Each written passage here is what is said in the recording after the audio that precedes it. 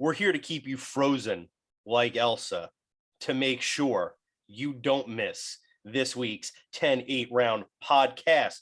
To the loyal listeners, I, as always, your humble narrator, Zach from Filthy Philadelphia, am joined by the handsome, the knowledgeable, the sometimes sun-kissed John Boy down in sunny Fort Lauderdale, Florida. John Boy, what's going on? Hell of a fucking intro. What's up? Hell of a fucking intro. I got a text message said let's bring the heat tonight. So let's heat it up a little bit. Let's heat it up a little bit tonight. Ooh, that is good. That's the GOAT right there. Kill Cliff CBD GOAT, baby. I gotta tell you, the GOAT lives up to its name. That shit is crisp. God damn. Woo! How you feeling? I'm feeling good. I'm feeling real good.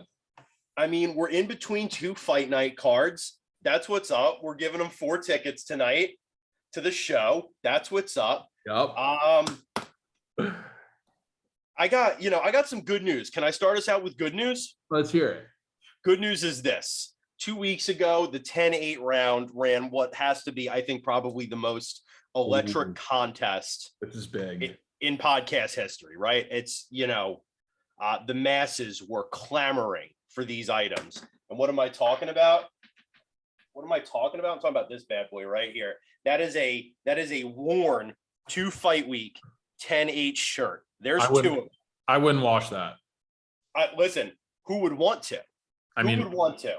Your call, but the loyal listeners will remember that the contest rules were as follows. You had to shout us out on social media, which some of you did, and you had to predict the main card, which almost none of you did.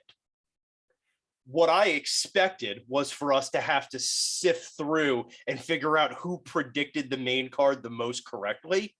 Turns out only 2 people actually followed the rules. So this contest was really easy to judge. I didn't know we were going to go with that approach. I thought along the lines we sifted through tons and tons of submissions. And, we came to the conclusion of there were a lot of really good submissions. Okay. Of people who just didn't keep it 100 with us. That's fair. Listen, I scare because I care. You got to listen when I get to talking because I mean what I say and I say it once. So I'd like to congratulate Vinny S. I'd like to congratulate Mike S. on winning the first ever 10-8 round podcast. But to the people at home, don't fret. Don't fret. We got more podcasts coming down the line. We've got contests all the way to Christmas planned out, so don't fret. Do you know whose birthday it was this week? Am I gonna sound like an asshole if I don't know this? No, you're not gonna sound like an asshole. I mean, not any more than usual. Oh, okay. Who? It's Mike S. Mike, happy birthday. Mike S.'s birthday this week. Mike S., one of our 2 contest winners. I think that was aligned in the stars already. Do you know what I mean? Yeah. So, that's good news. Let's start it out on a warm note. First contest was a success. We've got 2 winners. Done. Love it. Love to see it. Done. Do we want to give our other piece of news right here at the beginning? I mean, I heard a rumor, and maybe you listen. I don't believe everything I hear, and even less of what I read. But I heard a rumor that the 2 most electric podcast hosts in the business might be in the same room as each other this calendar month. Is that true? It looks like it. It looks like it's in the cards. Wow. Yeah. Wow. And that's Atlantic City. To be specific, Harris Sportsbook, most likely. Woo! UFC 277. Little spicy sauce out in AC. 10-8 round pod's going to be there. Do we now invite the listeners? Pull up, baby. Let's you heard it here first. John Boy said pull up. AC, it's going off. 10-8 round pod, watch party. Harris Sportsbook, AC, you heard it. Listen, I'm not going to give you a cost of admission. Right? The only cost of admission is, do you have love in your heart for the 10-8 round? Do you have pureness in your soul? Are you a real fan and not a fucking casual? Whoa. Pull up. because we're going to be in Atlantic City. Yeah. I think the immortal words of Bruce Springsteen, "Meet me tonight in Atlantic City," fit just perfectly. Yeah, that sounds good to me. Put your makeup on, do your hair real pretty. We're getting rowdy. So bring your A game. There's a rumor. Get ready to have a good time. There's a rumor it could get rowdy. It's gonna be a little rowdy, but we're gonna have a good time. We're gonna win some money. We're gonna win a little money, and we're gonna watch some fights. Woo! I'm excited. And, that's a good card. Yeah, it's great. We got a little Amanda Nunes, right? A little Jessica Pena rematch. Little rematch. Rematcher. That's I mean, we could end the podcast right there, right? Those two pieces of information, we could just hit it and move on. But we've got bigger news. I believe the 10-8 round may be available for streaming on Spotify soon. That's what I've heard through the grapevine. That's what I'm hearing. I don't know, but it's what I'm hearing. Okay. Well, we are glad that you're talking. hearing that, and we are glad that's coming in loud and clear. And hopefully our listeners like it too. A little Spotify action doesn't hurt. Rumor we might be on TikTok soon as well. We're not closing any doors. We're not closing any doors here. The only thing we're closing is deals. And right now, our legal department is working on a deal to get us on Spotify, get us on TikTok, follow it on the socials. Yeah. That's where we're at. I'm beside myself with excitement. 10-8 round. That's it. It's in the name.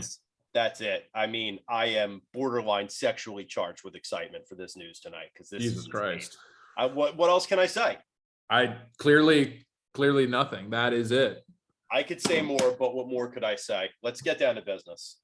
Yeah, that's a hell of an entry into the 3 takeaways from our last week's card. You want to start it off for us? You want to get things going?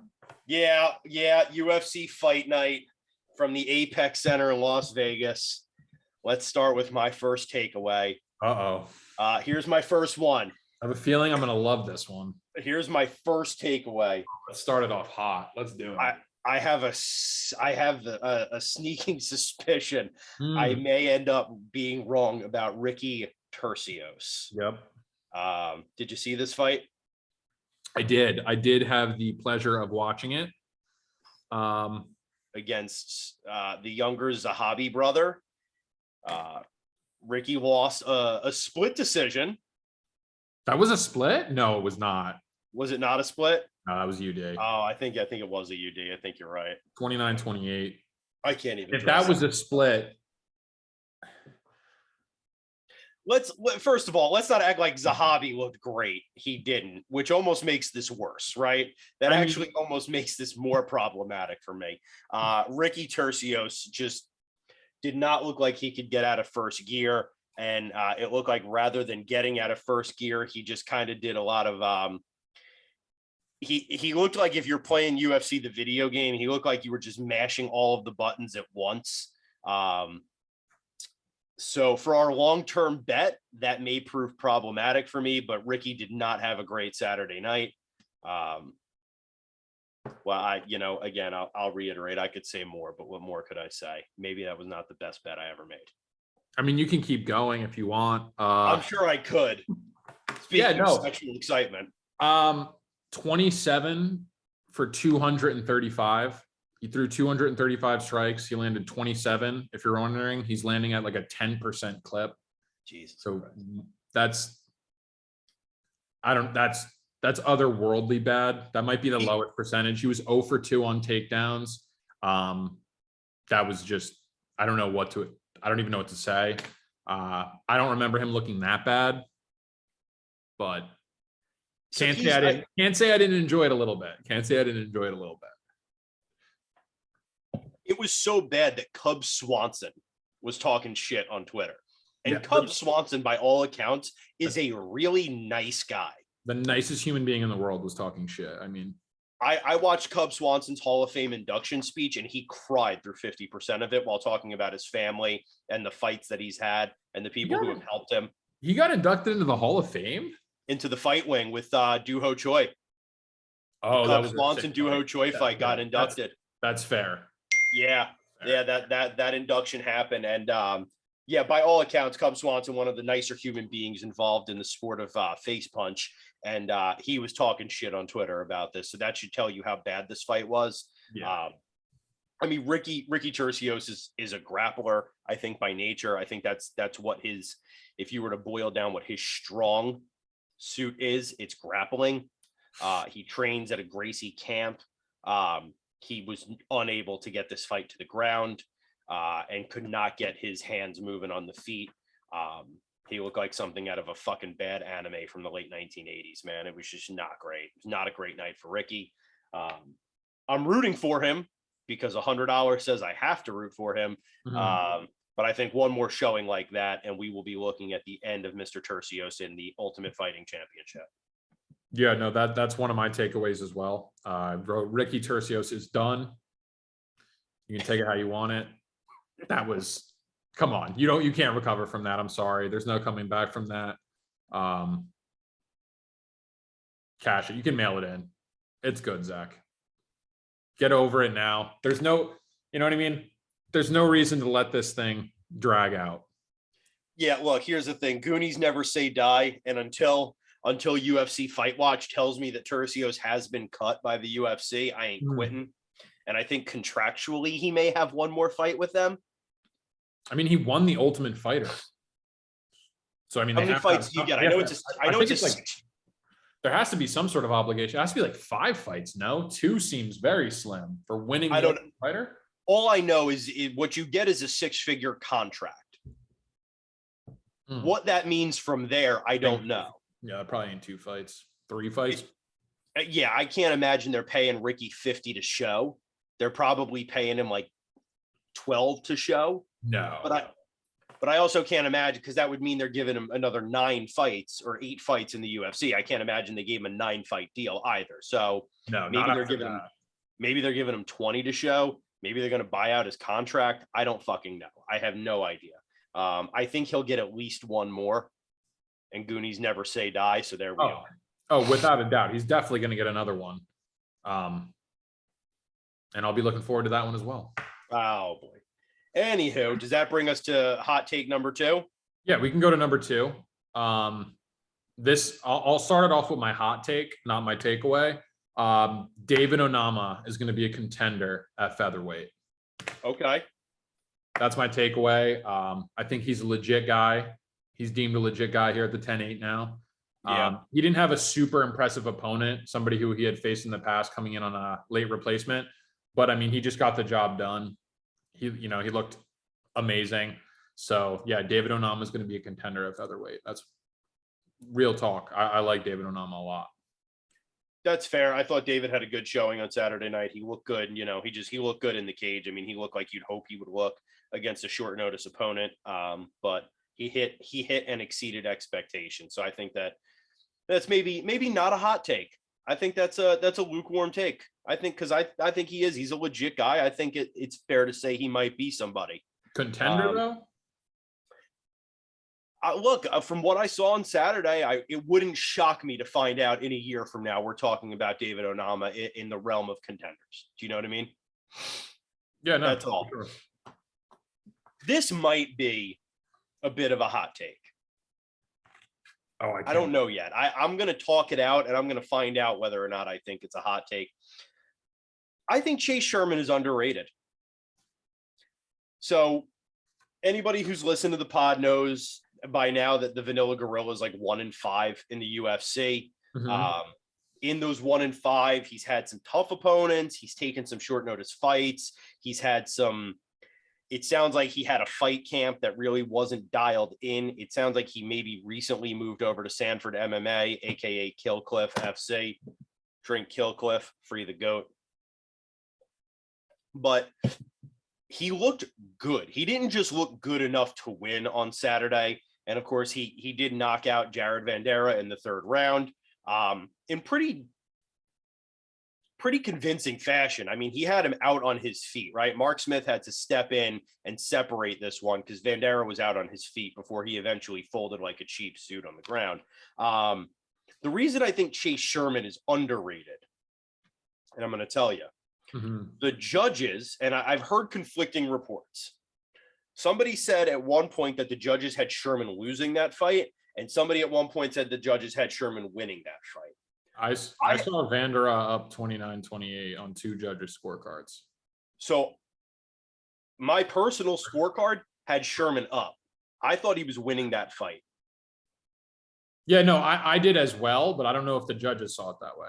I don't think the judges did. I've heard conflicting reports, but I'll take your word that the judges did not see it that way. I saw him winning, and I saw Chase Sherman that looked crisp on the feet. Hands were moving smooth. What's been a concern in the past was his chin, right? He's been knocked out a few times recently. He took some shots from a big boy like Vandera and kept on pushing forward.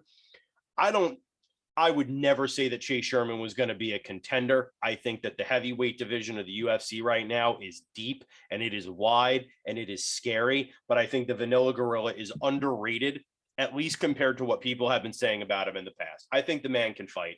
And I was thoroughly impressed. And that's not just because I'm a Vanilla Gorilla fan. I thought he looked good. All right. I think you might be reading into Jared Vandera a little bit too much, but you know, maybe it's a hot take for a reason. I mean, Jared Vandera is not going to be in the UFC anymore, right? Presumably. That like the winner of that fight, you know, remains. The loser's definitely getting cut. I don't see that. That's freezing cold take for me. I don't know. Enough. Yeah, I don't see it. I think he's a good fighter. I mean, he showed a good account of himself against Andrei Arlovsky. Sabotaging Jared Vandera in the 3rd round isn't enough, you know, to get me excited. But well, we'll see. I like Chase Sherman. Don't get me wrong. He brings it every time. I enjoy him, but if we waited until we had solid evidence, it wouldn't be a hot take. It would just be a take. This is a hot take because we haven't seen enough yet. No, I hear you. I'm trying to think of a good matchup for him. Who he should fight next. Who would you like to see him fight at heavyweight? Honestly, I don't know, because UFC heavyweight is having a little bit of a renaissance right now. And there are some dangerous dudes in that division. So I'd have to sit and think about that one. Like a Justin Tafa, like that type of guy. No, I'd have to sit and think about it. I really would. I'd have to sit and think about it. Alexei Olenek. Could be onto something there. I mean, Vanderbilt lost a split decision to Arlovsky, right? Arlovsky's still around. And Olenek, his last win was Vandera as well. Right? Both all right, so maybe Vandera wins. There we maybe go. Maybe Sherman clears out the cobwebs in the division. A couple of the old guys still hanging around. Maybe they meet their demise at the Vanilla Gorilla, freshly charged at the Kill Cliff FC. Obviously he's dialed something in. He's working with the striking coach down at Sanford. He's hitting a goat after practice. He's got those muscles relaxed. He's taking care of himself. I think maybe we haven't heard the last of the Vanilla Gorilla. We'll see. There's something here. We'll see. What's your 3rd take? My 3rd take, my takeaway from this is Rafael Fisiev has to fight Justin Gaethje next. So let me piggyback here. My 3rd takeaway from having watched the fight card this weekend is that Fisiev will just never be the champ at 155. Really? Never. What? That is, I didn't expect that. I didn't see that. Yeah. Really? No, I think the minefield he'd have to walk through to get there. I just don't see it. He looked really good against an aging RDA who was having a slight career renaissance. What did you see that you didn't like? It's not anything I saw that I didn't like. It's that I didn't see enough of what I did like. If he would have come out and starched RDA immediately, then I'd say, okay, this is a dude that's somebody. But RDA was in that fight right up until he wasn't. Yeah, I don't know. I disagree with that. Well, let me hear it. I don't know. I felt Fisiev isn't really, I mean, he does starch guys, don't get me wrong, but he was setting that shot up. I mean, he was setting that knee, that combination up all fight. I thought we saw a lot of good things from him. I mean, he can go 5 rounds. He came out of that 5th round looking fresh. I mean, he came out hot. he threw that combo with a ton of zing on it. He carried power late, super technical. He has great takedown defense. That was kind of the big thing, right? Is he going to be able to stay off of his back? And I think he checked that box. The cardio's there. He's technical as can be. Check. He has a chin. Check. Fight IQ is there. Check. I mean, I think this guy's legit as can be. I think Justin Gaethje is a sick matchup. I think that's a fun fight. And I think that's going to answer even more questions. I think he's ready for it too. That's a sick and that's a fun fight. Tell me that's not the fight to make right now for Justin Gaethje. It's absolutely the fight to make right now. But here's what I saw. I think if Fisiev makes it through Gaethje, and that's a big if, right? Because I think Gaethje's far more of a brawler than RDA is. Yeah, I mean, who beats him? Like you're talking like what, like the Arman Sarukians of the world, like the Islam Makhachev? I think Makhachev beats him. I think Sarukian beats him. I think Charlie Olives beats him. I'm not sure he beats Poirier either. But these are all fights that I think he's ready for, and I think Gaethje would bring out the best in him, and that's just a fan favorite fight. I mean, anytime Justin Gaethje fights is fan favorite, but I think that that's the matchup that's really going to give it, that little extra zing. Yeah, look, I've seen a lot of people on Twitter kind of thinking that Fisiev is the next big thing, and I think there's just one too many brick walls for him to get through. I think someone's going to stop him. I really do. I thought he looked great. You're absolutely right. I was actually impressed. I don't think he looks good enough to get through Charlie Olives. I mean, that's a steep task. There's not a lot of guys right now who I say would. My take was that he won't be champ. Your take is that whatchamacallit won't be champ. Fisiev. Rafael won't be champ. Yeah, I mean, come on. The odds are in your favor, of course, but to rule him out after that performance, I don't think that's fair. But I get it. 155 is fucking stacked. It's the strongest division in the UFC. There are killers everywhere. That top 15 is loaded. So, with that being said, of course, it doesn't look great, but I thought he gave a great account of himself. Thought it was a great win. He showed a lot of good shit. And that's the fight to make. That's a big fight too. That's like a co-headline on like a big pay-per-view. Like that's launching him into some like star territory if he can get a dub over Gaethje. But RDA at this point, RDA is how old? 39? Yeah. Right? I mean, he didn't look bad.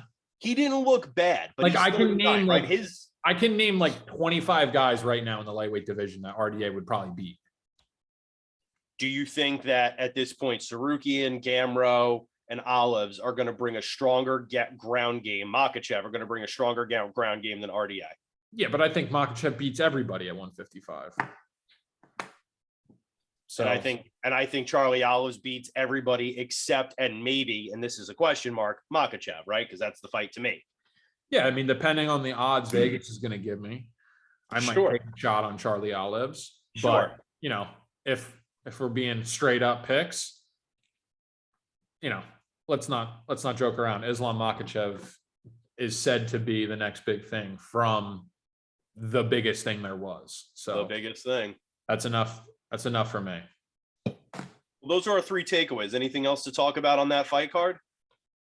No, I think that seals the deal. I'm ready to move on. This is a fire card, man. This card coming up is a sleeper, and it's a fucking 11 a.m. card. There's nothing better than waking up on a Saturday morning and then knowing you got fights in a couple hours. Nothing better. Gives me an excuse to day drink a little bit.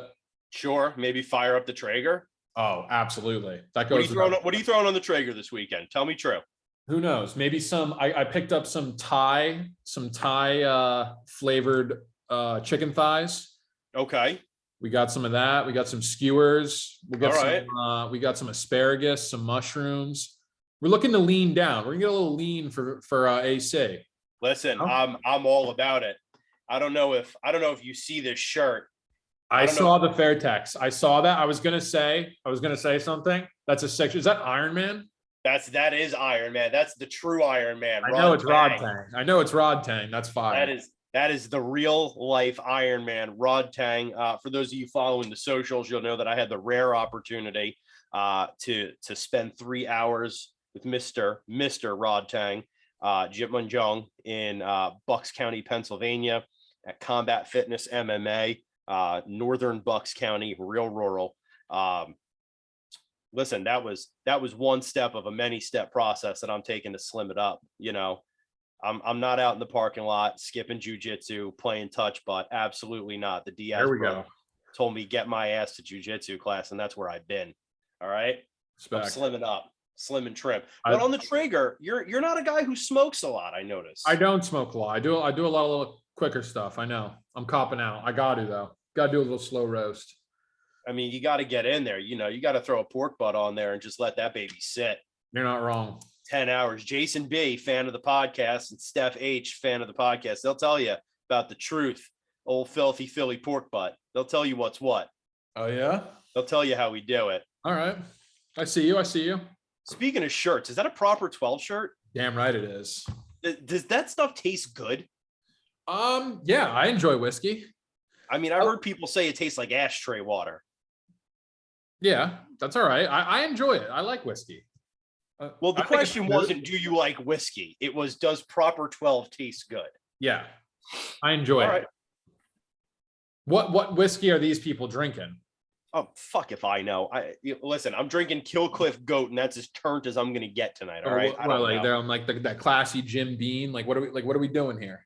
I don't get it. Don't hate on Jim Beam. There's a lot of nights I don't remember that started with James Beam. All right. What are I'd love to see the comparison. I want to know what's blowing it out of the water. That's all. I won't hear any slander about Mr. Beam on this podcast. All right. That's fair. He took me to some dark places, but he never took me there alone. I always had a friend. There you go. All right, let's talk about this card. Spicy. Just spicy card for the middle of the day on a Saturday. I mean, Jesus. I fucking love this card. I really do. I think this is a sleeper card. Kick it off in the morning. Long Island's got themselves a treat. This is in the Nassau Coliseum. Did we establish that? This is there. I was there. Great. Nice little venue. Long Island gets hype. The new version of the Nassau Coliseum. So little refurb. Maybe 7 years ago, the Nassau Coliseum was closed officially. I think it's been reopened as the pavilion at the Nassau Coliseum. I don't know.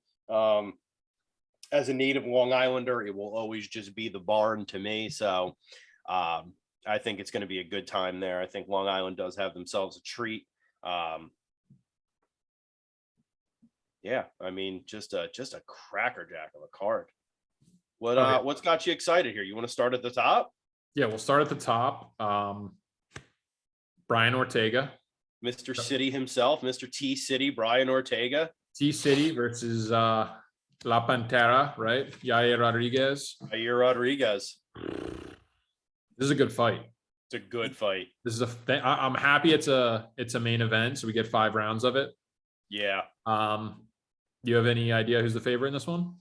I got to imagine T City's the favorite in this one. T City is the favorite. He's minus 177. I like T City here. I do too. I like T City here, and I'm going to keep it short and sweet for the simple fact that I just think that he has a massive grappling advantage. Holloway took down Yair Rodriguez like 2 or 3 times. I think it was more than 2 times in the last fight, and Max isn't somebody who does that. He had him in some precarious situations that if you get into with Brian Ortega, you're not going to come out on the winning end of. We saw how close he was to subbing Volk twice, and Volk isn't somebody who's like a slouch to being on the ground. Yair throws a lot of kicks. Brian Ortega catches kicks. He caught a couple of Volks, and that's how those exchanges ended up on the ground. 50% of his arsenal is kicks for Yair. So, that's going to be a huge thing. If Brian Ortega fights to his strength, in my opinion, I think minus 177 is a gift. I think he takes us to the ground and he subs him. I really do. I think it's pretty straightforward. I really do. Yeah, I mean, T City is a pure jiu-jitsu head from California, right? That's his number one weapon. That's his main weapon. His only 2 losses are to Max and to Volk. And like you said, I mean, in that 5th round, he had a choke I think it was, yeah, it was one was like the third round. That was, he had one close in the third, and then he had one close in the fifth, where I think it looked like Volk might have Volk wasn't going to tap because that's a tough SOB, but that bald head of his was looking real red, like there was not a lot of blood flowing to it. And I mean this, and it's not the first time. This isn't the first time Ortega is subbing guys. I mean, his name is fucking T City. Okay, the guy is a master on the ground. I think that there's a really easy path to victory. He's just got to kind of have the right fight IQ. I think he's got a good camp. I honestly think he's going to actually do okay in the exchanges on the feet as well. Yaye's the better striker, don't get me wrong. But Ortega had some success against Volk. You have success against Volk, you have success against anybody in my mind. So yeah, I mean, T City's got 3 wins by knockout, but when you look at the wins he has by knockout, I mean, he knocked out Frankie Edgar, right? It was like a walk-off. Yeah. Yeah, walk off in the first round. I mean, that's a tough dude. Knocked out Clay Guida, who's the guy that usually, if you want to knock him out, you got to hit him with a Mack truck. I think he hit him with a knee, though. But yeah, he did hit him with a knee. Thiago Tavares. It's, he's not knocking out nobodies. And then the people he's submitted, I mean, people who have some grappling credentials got submitted by T City. Renato Moicano, he subbed. Renato Moicano, Cub Swanson. Diego Brandao. I mean, people who are not slouches. Cub Swanson's been, like you said, we talked about before we came on the pod. Cub Swanson's been around the UFC like anybody. I mean, a true veteran around the game, and he said that T City had the strongest grip of anybody that he's ever grappled with for a guillotine submission. So, that says a lot. This guy's legit. He's calling for the Volk rematch, saying that, he was the person who had Volk in the, closest territory to possibly being upset. And he does have a case for that. He does. So we'll see. This is a big opportunity. I think he gets it done. And we're Team T City this weekend. Yeah, I'm with it. Next up, Michelle Waterson, the karate hottie versus Amanda Lemos. Yeah, this is bad news. Bad news. Bad news written all over it. Go on. The fact that it's a co-main event too, and it's not a main event for Michelle, that it's not a 5-rounder where she can kind of outpace her after 3 is going to be a huge detriment. Lemos is very, very powerful, and that's kind of always what Michelle Waterson has lacked, is the strength department. Amanda Lemos, we don't even need to guess who the favorite is here. Minus 335, and I honestly think that that's kind of low. I like Amanda Lemos here all day. I think she steamrolls. I think she might get an early round 1 finish. And if she doesn't, I think it'll be a pretty clear-cut decision. Yeah, I think of her 11 wins, I think like 9 of them or 7 of them, some high percentage, are by knockout or TKO. I mean, her last fight out, she fought on Jessica Andrade, and she was fucking lighting her up. And then Andrade finagled one of the slickest standing submissions I've ever seen. And if Lemos is lighting up Andrade, you can best believe she's going to light up Michelle Waterson. Yeah. Of her 2 losses, one was to Jessica Andrade, the other was to Leslie Smith, which is TKO. Which is a little bit concerning, but that was earlier in her career. And even so, I'm not worried about the power. I just don't think Michelle Waterson has it. She's a bit older too. She's getting up there in age. Lemos is Yeah, they both are. I just think Lemos has a little bit less tread on the tires, less wars. Michelle Waterson's been in some nasty wars, man. She went 5 rounds with Joanna and got her ass beat. I mean, I don't think she's the same after that. Dude, this is straight. As far as I'm concerned, the first 2 fights are straight arrows. I like Amanda Lemos minus 335. I think she rolls. Yeah, I mean, I'm a karate hottie fan, but I mean, it's in her name, right? She is a masterful karate fighter, but those are point fighters, right? That's somebody who's going to pick you apart over a long period of time. Now, she has a background in jiu-jitsu, and she has some slick jiu-jitsu, but there's nothing in Amanda Lemos's background that would tell me that she is of the ilk to get caught in Michelle Waterson's jiu-jitsu. So I wouldn't say it's impossible, but I would say on paper, MMA math, Lemos is a rightful heavy favorite here. Yeah, I mean, you really bank on her gassing because she is known to fade a little bit if it does get extended. She faded in the Angela Hill fight. I thought Angela Hill actually edged the second and third round when she fought Lemos and won that fight. Another split decision that Angela Hill got fucked on. But and we are Angela Hill fans on this podcast. I've said it, yeah, from day one. But yeah, I also think Angela Hill's a better fighter than Michelle Waterson. And she lost a split decision to Michelle Waterson, Angela Hill, that she rightfully won, in my opinion. Yeah. Amanda Lemos is gonna roll here. Well, the next fight I'm actually a little bit excited for. We have Jingliang Li. Li Jingliang, the Leech. The Leech. I met him in Jacksonville. I'm a big fan of the Leech. Sent the photo through. You did send the photo through. I'm a big fan of the Leech. He's going up against Muslim Salikov. Yeah, Kung Fu master. Yeah.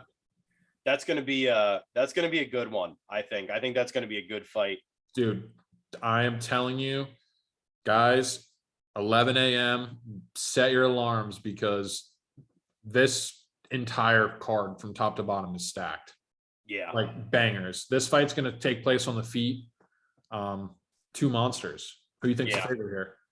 I think Muslim is the favorite. Just doing the MMA math, his record, I think, would lead him to be the favorite. You would be correct. Yeah. You like it? I like the Leech here. Like the Leech here. I like the Leech here. I like the Leech here too. I'm on the Leech here as well. Let me tell you why I'm on the Leech. There was a little get to know fighters questionnaire that went out. The UFC did a little opportunity. The humanize one, humanize the fighters a little bit. Yeah.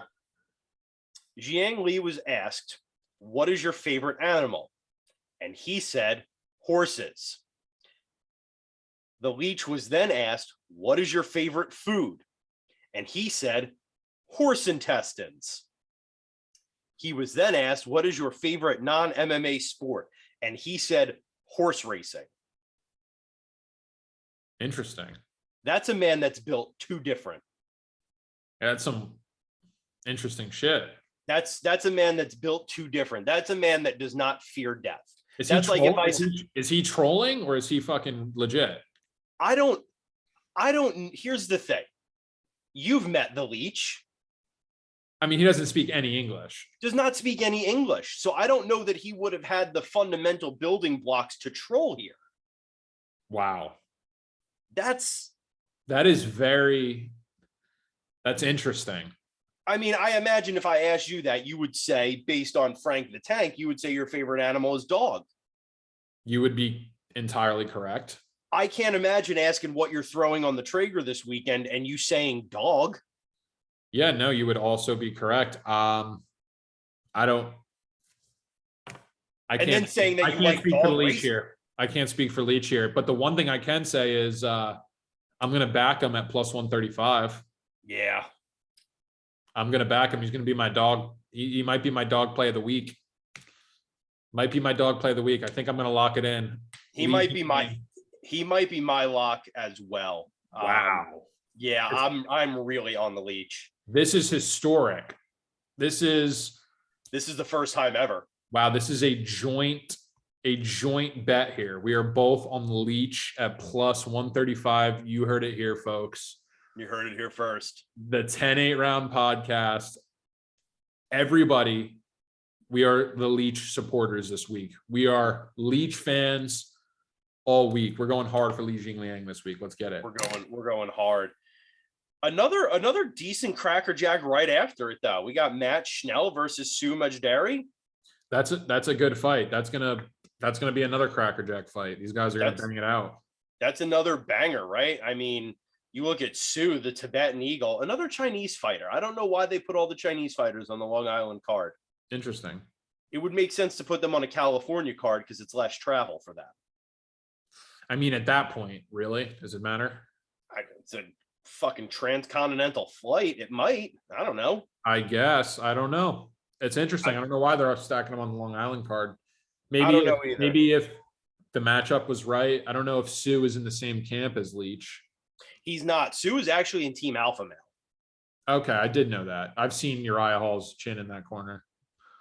Faber. If you saw Uriah Hall's chin in that corner, that would concern me. You know what I meant. I did.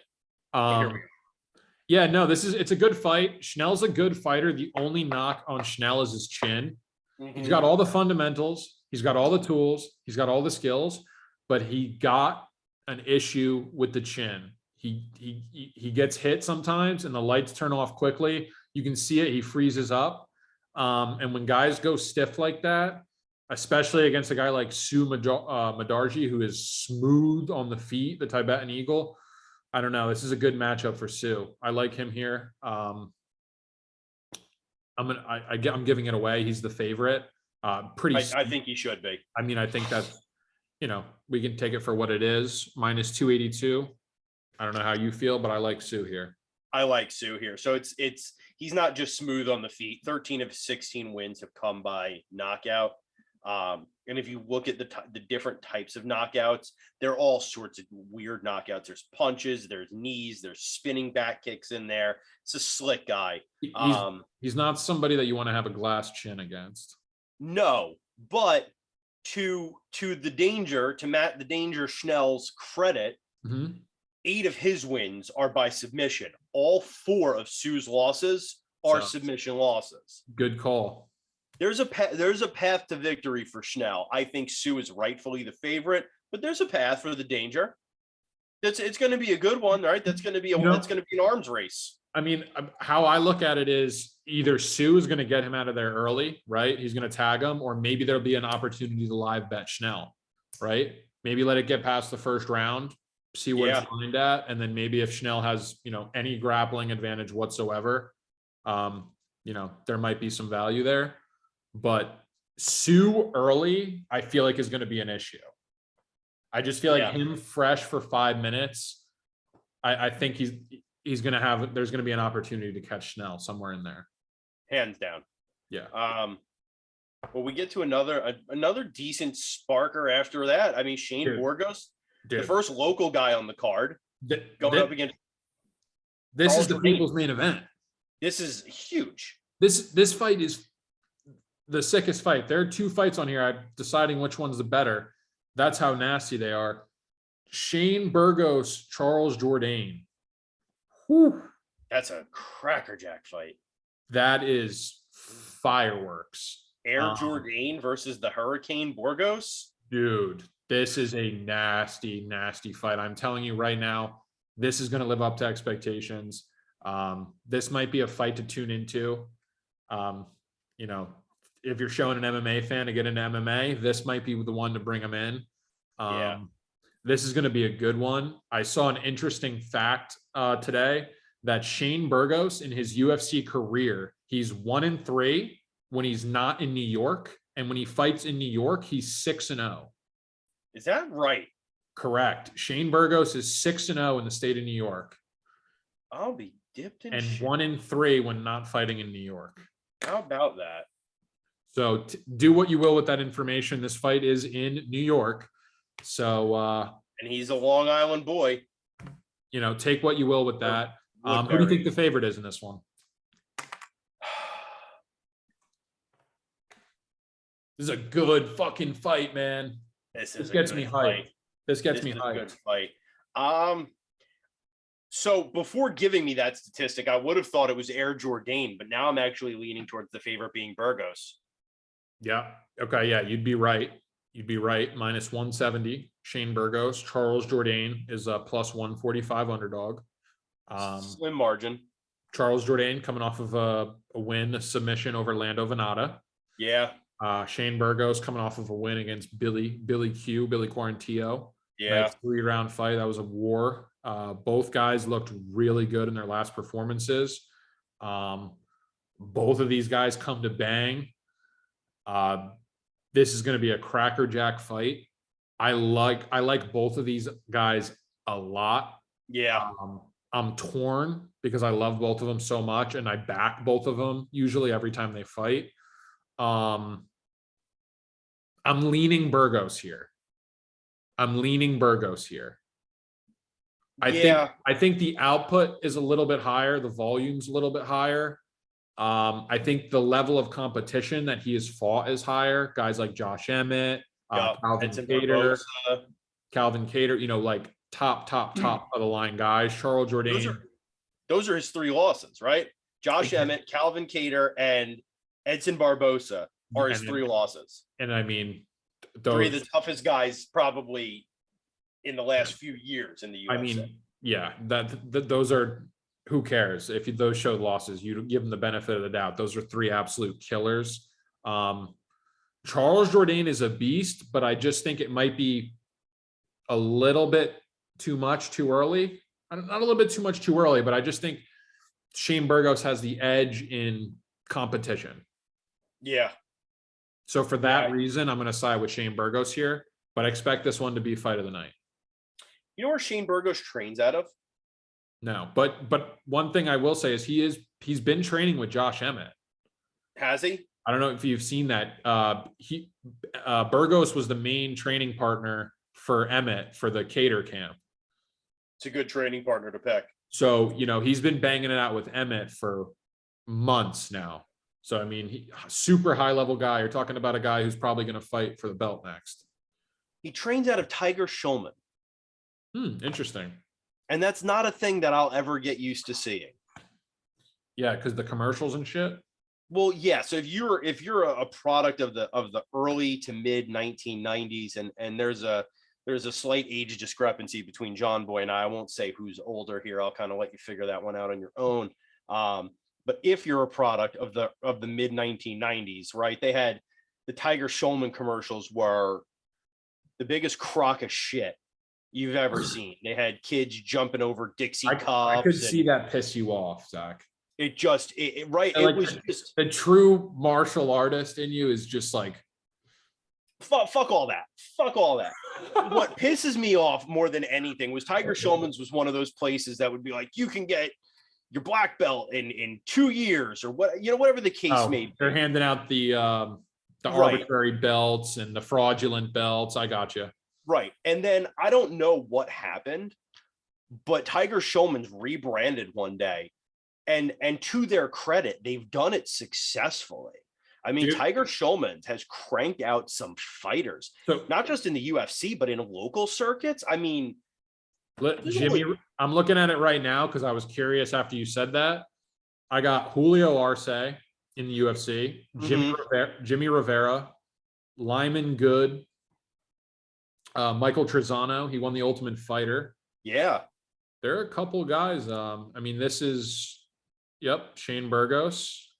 And that's pretty much the run-of-the-mill type guys for the UFC. But I mean, not bad. Not a bad resume. No, not a bad little roster. But I see why Shane Burgos is, taking a dip in Emmett's camp to get another look. But listen, it's not a bad decision, right? I mean, training with Josh Emmett, no matter where you train, is probably a good idea because that's a tough fucking dude. But yeah, how about Tiger Schulman's?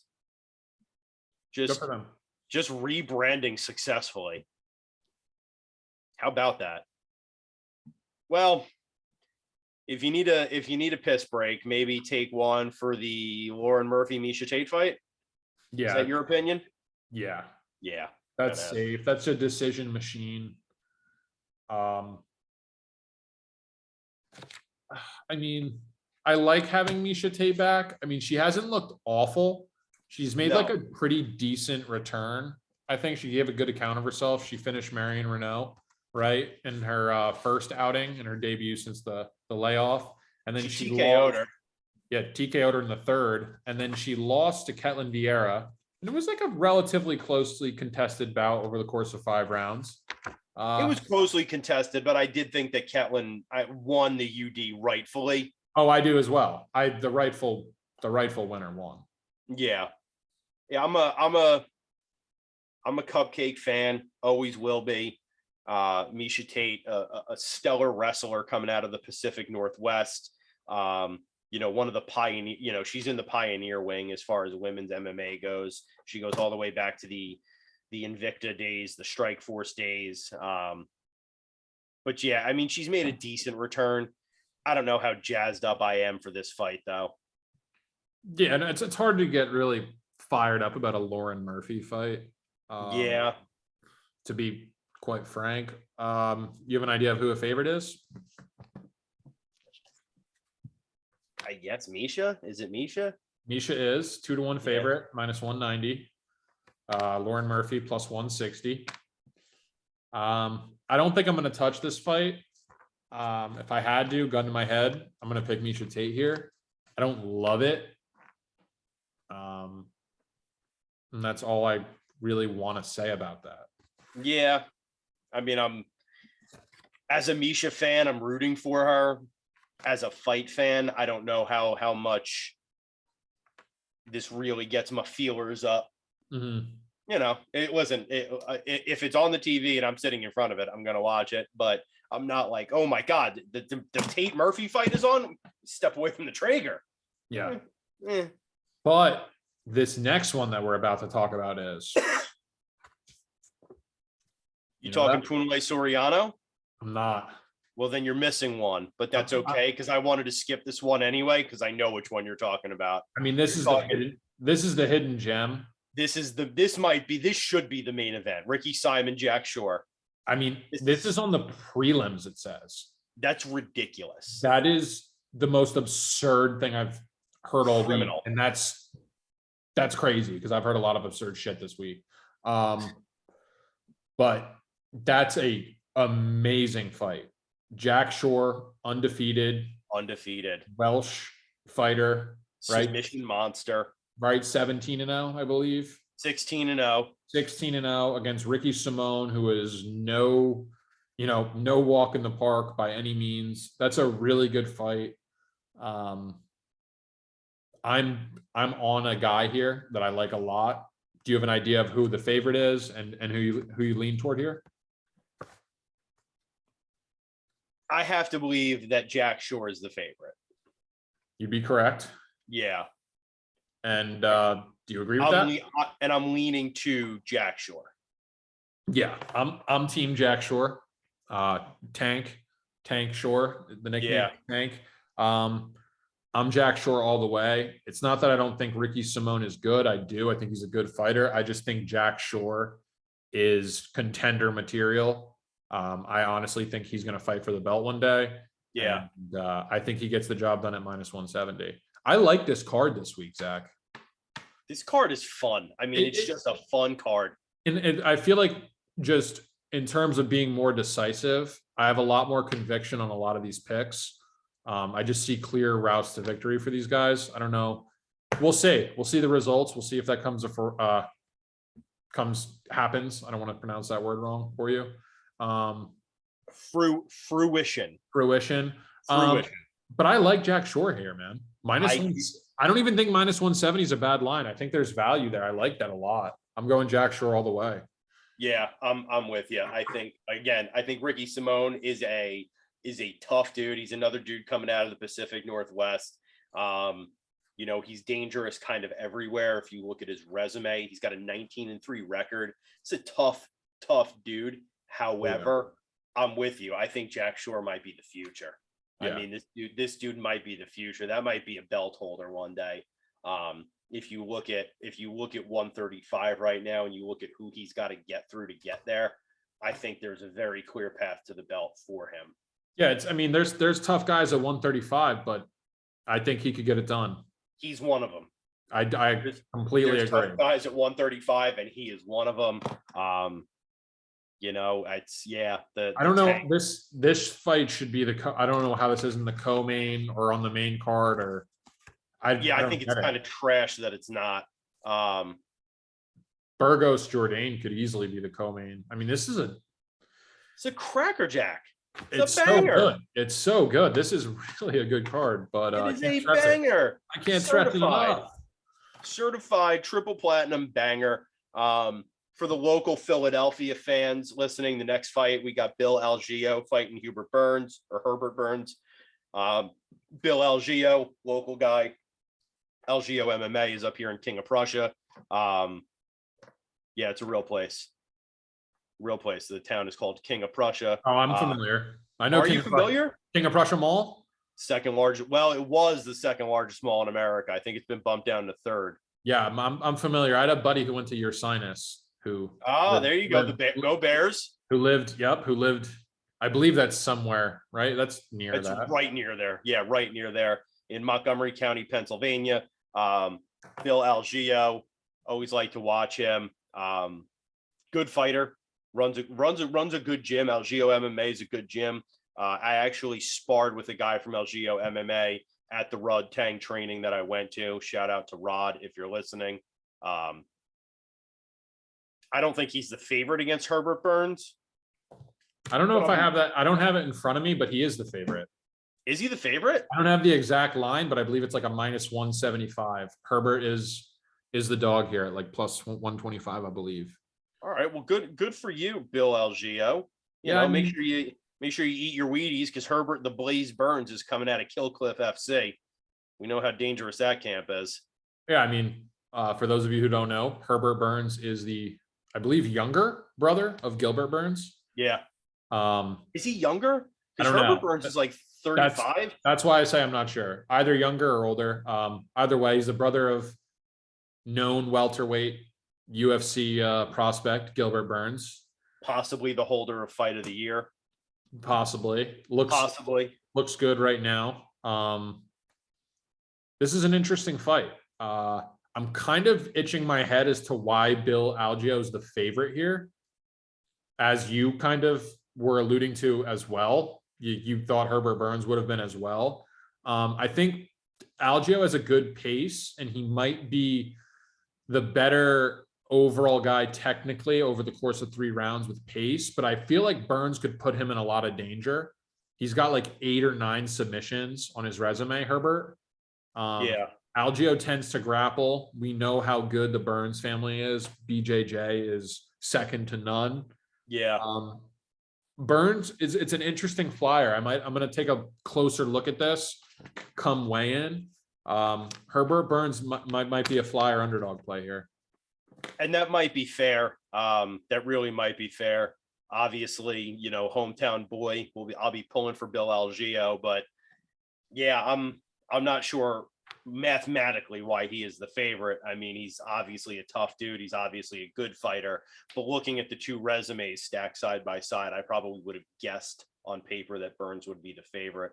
Yeah, don't get me wrong. If Senior Perfecto, outpoints him, or I could see him getting it done. I just think that there's a little bit of value here possibly on Burns. Yeah, I think that's fair, especially since every fight, win or loss in the UFC for Bill Algeo has been a decision. It has. Yes. I like that better for Bill Algeo then. That he hasn't been finished. I don't know if Burns is going to outpoint him. It might be one of those things where it's kind of like sub or bust for Burns.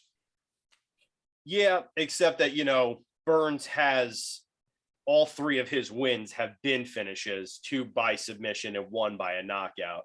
I know the Nate Landwehr fight. He got lucky in that one. Hit him with a knee. Yeah, but he got hit with something real nice, and he was going down and caught him while he was going out. Yeah, one of those weird ones, right? Yeah. No, it was one of those ones where you got to watch that fight back again. But I think he's a live dog.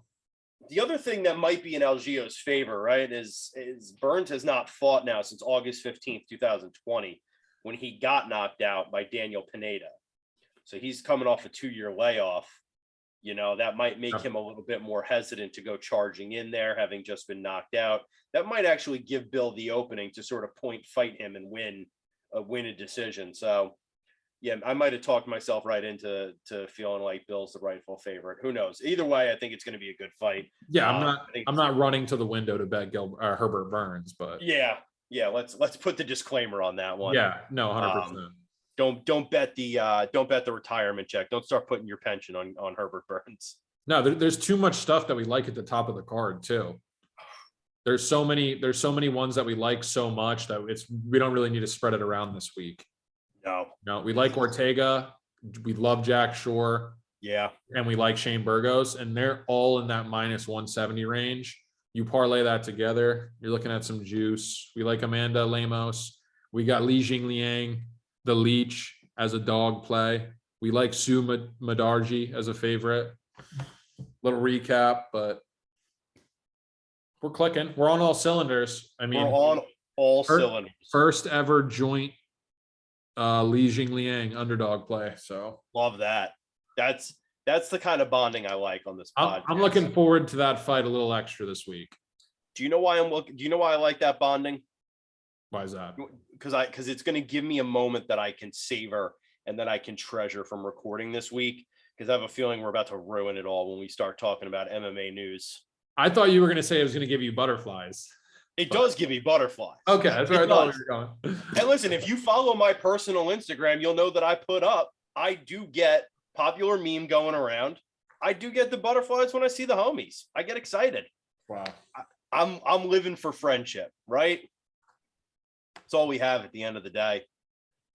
Money comes and goes, success comes and goes, but the friendships we make along the way, they last a lifetime. Look at us, John Boy. 4 years later. Words of wisdom. That might go on the back of the 10-8 round sweatshirt. That might be the only alteration that we make. The only one. That might be weird quote about friendship. That might be the saying that we put under it. Who knows? It still jars me that in Atlantic City, it will be the second time that you and I have ever met in person. Yeah, that's wild. This kind of electricity, this kind of chemistry on a podcast, we've united millions on this podcast. And I don't know that they grasp. We've never even been in the same room except for one time at a UFC card. Yeah, no. And I was relatively belligerent. It's actually how we became friends was I agreed with your belligerence. Yeah, I mean, that's, how a lot of my relationships tend to form, apparently. But, it is what it is. Those of you who have stuck with us this long in the pod, things might get a little juicy. What a journey. Let's lay it out. After we went on the friendship escapade, here we go. Yeah, that was a Warren C style friendship escapade because we're about to fuck it all up. We led with the good. The Nelk boys. Here we go. And I know you saw this because we briefly touched on it, but maybe after I lay out the facts, maybe you can elaborate for us on who the Nelk boys are. But it looks like Kyle from the Nelk boys got a gift for his birthday from UFC president Dana White in the form of a big stack of fuck you money in the total sum of $250,000 as a birthday present. Yes. Do you know who the Nelk boys are? I assume you do. I do. I'm a fan of the Nelk boys. So what are the Nelk boys? The Nelk boys are basically a cult following at this point. They are, they started off as basically a prank group. They've spread since then. They started about a decade ago. They did pranks. They filmed it. They got huge. They grew a huge following. Dana White's son actually was a huge fan of the Nelk boys. And that's how they formed the relationship with the UFC. Nelk came out to one of the fights for, I guess, Dana's son. They made a relationship with Dana. And now they have a business relationship where basically Full Send and the UFC collaborate. I mean, they've had collaborations with like clothing drops, all that shit. The Nelk boys are at the fights. They just recently sponsored Sean O'Malley as a fighter. He is now under the Happy Dad banner of Full Send. So they actually have a sponsored fighter now in the UFC. And they're starting to make, strong ties with the UFC. If you're a fan of theirs or not, that's to be decided. But yeah, I like Nelk. I'm a fan of Nelk. The only thing I really know about Nelk is that one of their reporters got the taste stocked and slapped out of his mouth at UFC 276. First day on the job, but got it stocked and slapped. I also want to say, though, I did hear his rebuttal. I did hear his interview follow-up, and he was talking about, like, you know what? I probably deserved it. And he was basically like, you know what? It is what it is. That's like the name of the game. And I was like, damn, I respect that. So Do you know what? If Dana White is giving you $250,000 birthday presents, Well, that's not him. That's not him. But yeah, yeah, Kyle. but that's his company, and I have a feeling everybody's towing the company line of whatever happens to you at a UFC event is a-okay, as long as Uncle Dana, as Kyle referred to him, keeps getting those big fat birthday presents. Here we go. Little bit of backlash, and this backlash is not. I don't think it's in any way to place blame on the Nelk boys or on Full Send or anything like that, but people have used it as a springboard to reignite the conversation about fighter pay in the UFC. Aye. Yeah. We're gonna get into it. I mean, let's hear it. Let's hear it. What's your take here? Listen, my take is that my take has always been, and this was long before the Nelk boys surprise birthday party, my take has always been that UFC fighters are underpaid. Mm-hmm. They've always been underpaid. And publicity wise, I mean, I'm sure that 250 is a drop in the bucket of Dana White's money, right? And I'm sure it's a drop in the bucket of UFC's money. It's to me, it's a non-starter. It just reignites a conversation about fighter pay. And I think by and large, fighters are underpaid. A lot of fighters are still showing up, getting 12 to fight, 12 to win. A lot of these guys are still living paycheck to paycheck. Go ahead, give me the counterpoint to this. Tell me why fighters are not underpaid. I'm not. Whoa. First of all, I'm not saying fighters aren't underpaid. I'm just saying that this isn't the forefront argument you should be riding on. This isn't something that we should be bringing to light for fighter pay. I think bringing this in foggies the water, if anything, and makes it almost worse because then it's taken less seriously. I am not in a place to care how a grown man spends his money. I understand that it's not a great look because it's posted on social media. I don't give a shit because I'm not a fighter. Maybe I'd feel differently if I was a fighter and that would tick me the fuck off.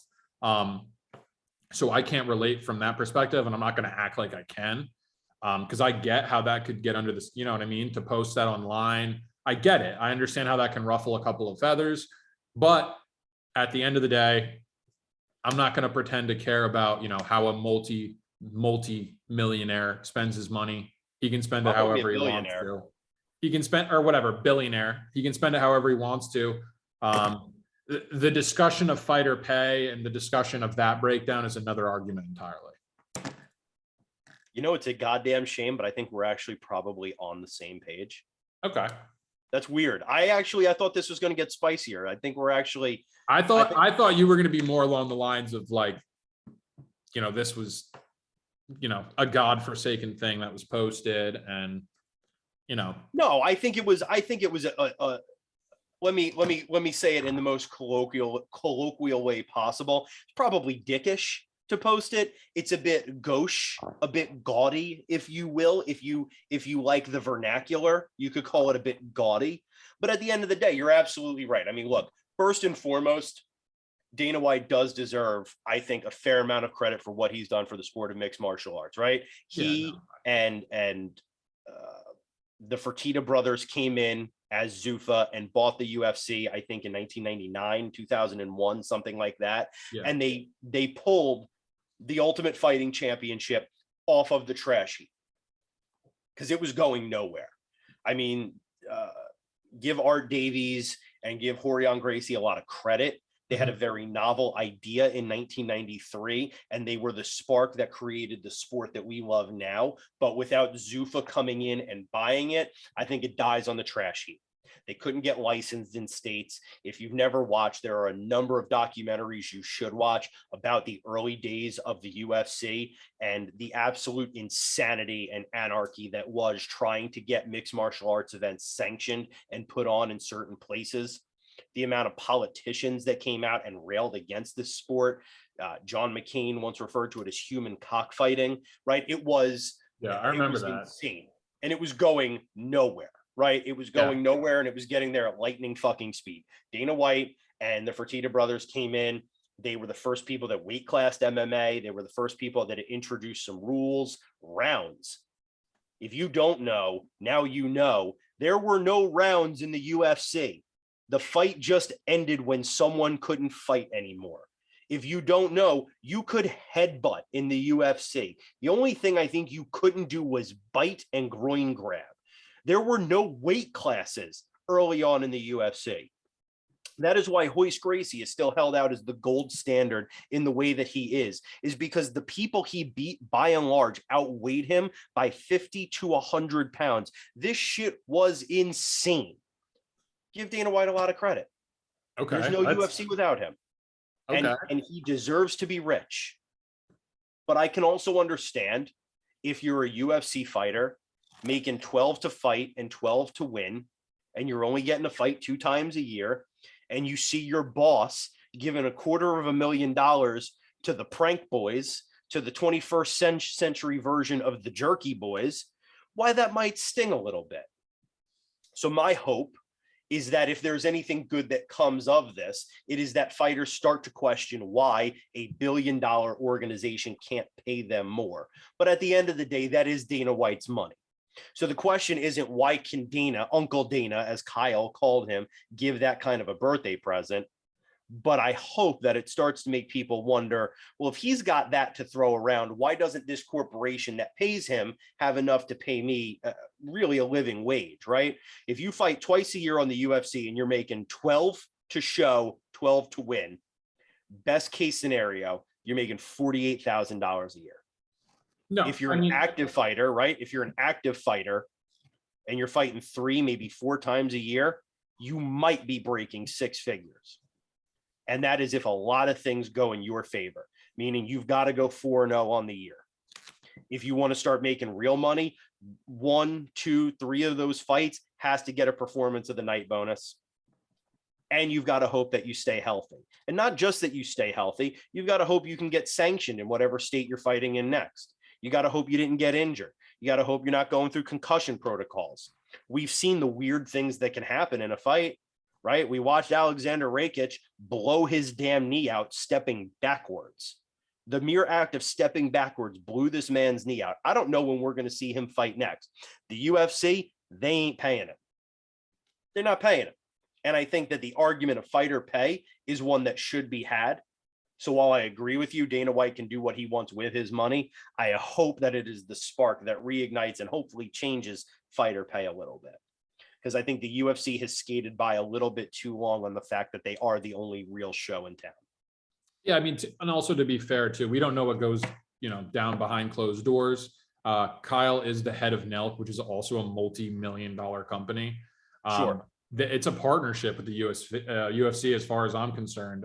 It's a co-habitual relationship. It's not one person feeding off the other. Like I said, we don't know what's going on behind closed doors. We have no fucking business how they spend their money. It's their money. The fighter pay, like I said, that argument's a completely different argument. I don't think this should be the forefront of it. And that's about it. Yeah, I think probably there will be another day for us to have the fighter pay discussion. Obviously everybody knows how I feel about it. I have been fortunate to know some MMA fighters in my life and to be able to spend time around them, not just UFC guys, but guys like Timmy Green, right? Guys who are in this for love of the game. Even the guys who are in the lower rankings of the UFC, they ain't rich. They're not. And if you look at what is the worst guy in the NFL get paid, it's still something like just shy of $1 million a year.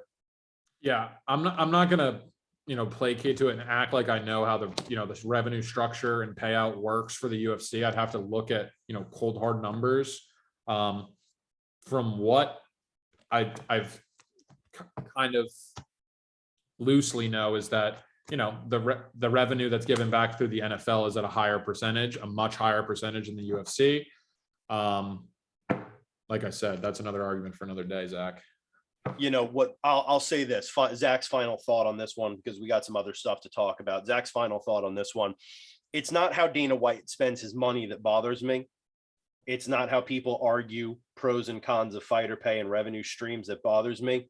What does bother me is anytime Dana does something gauche or gaudy on social media, he has a loyal army of dick riders who will say the most asinine shit to defend anything Dana White does.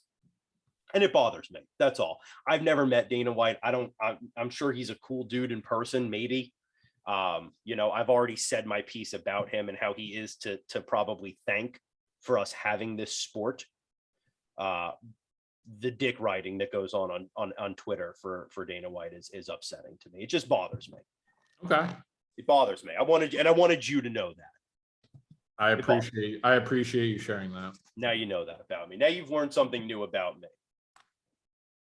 I will never dick ride Dana White in your presence, but maybe on Twitter. You don't strike me as a dick rider, John Boy, and I think that's we're two guys who probably feel the same way about that. Slow down. Go ahead. Slow down. The guy we're about to talk about. There may be one exception to the dick ride train for you. Slow that train down. And that is the notorious Conor McGregor. He's starting to engage in Jake Paul's game. I know how much you love to talk about this. But here we go again. Jake Paul McGregor. I don't need to see it.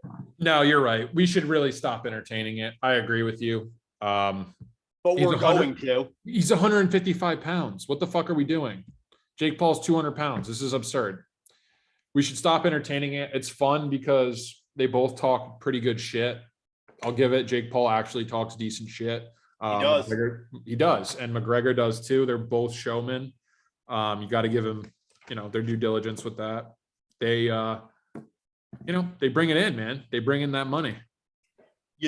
What I will say that I do like about Jake Paul is that he has decided to play foil to Dana White. Yeah. That's the one thing that I was going to say. That might be the one bridge that gets you over to Team Paul, greatest boxer of our generation. Brothers.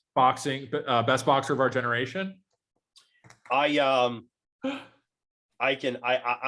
boil it down. I don't care about the Paul brothers. I never cared about their YouTube channel. I know that Logan Paul was in a little hot water for, I think, posting live streaming a suicide from Japan. It was a dead body, I think. It was a dead body. Not a great look. In like a suicide forest or something. I don't know too much about it. Yes, there's a famous forest in Japan where I think a number of suicides do happen. Whatever. I don't think much about the Paul brothers. What bothers me about the Paul brothers, or what bothers me about Jake Paul, is that he insists on boxing NBA players and former Mizzou wrestlers and using them to pad his credentials as a boxer. That's what bothers me about Jake Paul. Well, guess what? Guess what? Tell me. He's fighting a boxer. He's boxing a boxer. It's finally happening. I don't know his name. Mazel tov. I don't know his name. I'll be honest with you. I don't know the boxing scene like that, though. Hasim Rahman Jr., son of a former heavyweight champion. One thing I will say is he's 6'3", 230 on his boxing rack. He's real sized fight. He's at least an adequately sized fighter for Jake Paul. The only thing I will say is if this fight isn't fixed, which it very well could be, because these guys were training partners and he was in the same camp, and I don't know how much money this guy's making. I don't know how much he made in his previous fights, but I have a feeling this is the most he's going to make, and it could be the most he'll ever make. 12-1 boxer, 6'3", 230. Okay. I'll give him the benefit of the doubt. At least he's fighting somebody who's the same size, if not maybe a little bit bigger, actually. He's fighting an appropriately sized human being. 100+ amateur fights, boxing matches. How legit are they? We don't know. 12-1. He's coming off of a knockout loss, but to a champion who's like 20-0. Sure. One thing, and I won't profess to be an expert in the area of boxing. Yeah. One thing I think we both know about boxing is its rich history in fight fixing. Yeah. No, that's what I said. It's not fixed. I led with that. It's exactly. And if I'm Jake Paul, and if I'm the type of guy to engage in a fixed fight, this is the way to do it, right? you're probably running out of steam with your circus fights. Yeah. The Ben Askrens, the Tyron Woodleys, who was the NBA guy he boxed and knocked out? Nate Robinson. Yeah, you're probably running out of steam with your sideshow acts, right? That shit's getting kind of tired. The Tommy You gotta Fury, make it. the Tommy Gotta make Fury it fight legit. falling apart. Definitely, they had to, you know, they had to fill a main event slot at MSG is what happened. Yeah. Well, and the thing is, right now the rallying cry of Jake Paul's not boxing boxers is getting a little bit louder too. You got to start to silence that if you want to keep this money train rolling. This would be a good way to do it. I'm not saying it is. I don't know. And I'm glad you brought that up. I mean, let's not be stupid. You know, his management team isn't going to end this money train. No. You know, here and now too. You know, to set him up against somebody who could expose him, you know, wouldn't be a good look. Especially a guy like this who really doesn't have any, you know, I'm not gonna say he doesn't have a good resume, but he doesn't have like a reputable resume. You know, people don't know who he is. He's not getting the WBC championship anytime soon. Yeah, I'm not gonna bet on him, no matter how good he looks, just because there's too many question marks with if this is legit or not. Yeah, absolutely not. But what I will consider is betting money on Jake Paul, like I've been doing every time he's fought Tyron Woodley and Ben Askren. I mean, anybody who didn't put money on Jake Paul is a sucker. I mean, I thought for sure that Jake Paul was going to box the entirety of the Mizzou wrestling team. He closed as like a -160 favorite against Ben Askren. As well, he should have. That's legal robbery, as far as I'm concerned. As a betting prospector, -160 for a rigged fight. Zach, we might be onto something here. Might be onto something. Let's ride the Jake Paul gravy train. Listen, I got to ride some kind of fucking gravy train. I got to tell you. I mean, are we making millions off this podcast? Close. Sure, close. Yeah. I'm not giving out $250,000 birthday presents just yet. I'll tell you that. I don't know when your B-Day is, John Boy. I think it just passed, but it did. It did just pass. I know you check that mailbox for that Zach bag of money every day. It ain't coming. Yeah. It ain't coming because I'm not there yet. I don't have that kind of fuck you money yet. One day, maybe, but not yet. Ride the Jake Paul train and who knows? Ride that Jake Paul train. Start giving out big bags of money as birthday presents. Do you think the Paul brothers will ever transition to MMA? I would never rule it out. There's a good argument that they should, right? They're both fairly accomplished wrestlers. And I'm pretty sure Dana's already said like he's entertained the Logan Paul thing. I know he's not on speaking terms really with Jake, but he goes on Logan Paul's podcast and shit. Yeah, like I mean, and I think Logan Paul was actually the better wrestler of the two. Yeah, I think Logan Paul was, I might have been an all-state wrestler in California. I could be wrong on that. I haven't fact-checked it. So if you're listening and you're really upset that I said that, I don't care. But they were wrestlers. Like they were legit wrestlers in the state of California. There's an argument. I'd watch it. So we started this and we got derailed a little bit. Jake Paul and Conor McGregor are trash talking again. You're a little bit more versed in the goings on of this. You want to give us a breakdown of what happened? It was along the lines of Jake Paul being on Ariel Helwani to promote his fight that has just come together, overnight. And then McGregor left a comment on Twitter and basically said that you've done 70K pay-per-view buys, you're a nobody. Basically like it's not entertainable. And then Jake went on and, launched another hit piece on McGregor, keeping it real greasy as usual to get his attention. And the circus goes on. And what was the hit piece? It was a video of a prostitute with McGregor. A sex worker, sure. Yes, thank you for clarifying for our viewers. There's a couple other things scrambled in there, probably some insults toward D, McGregor's wife. God knows what's carpet bombed throughout the entire fucking video. You can see it on Jake Paul's Twitter if you want to give him that kind of clout. But I don't know. It's all drama. We're talking about it, so it's working. if anyone deserves that kind of heat, it's probably McGregor. Yeah, I think he can handle it though. I think Jake is like the social media guy, right? He's a YouTuber. So he's doing his shit on social media and he's making it look good. You know, he's in his world. If it was on like a press conference stage, face to face, it's a different world. But I'd watch it. I don't know. There's a little bit of flair, a little entertainment, but I don't want to watch it. I don't want to entertain Are you gonna watch Jake Paul Madison Square Garden fight? Probably not. You're not gonna watch it. Probably not. I've never watched a Jake Paul fight. I've never purchased a Jake Paul fight. And that's fair enough. And I buy every UFC pay-per-view.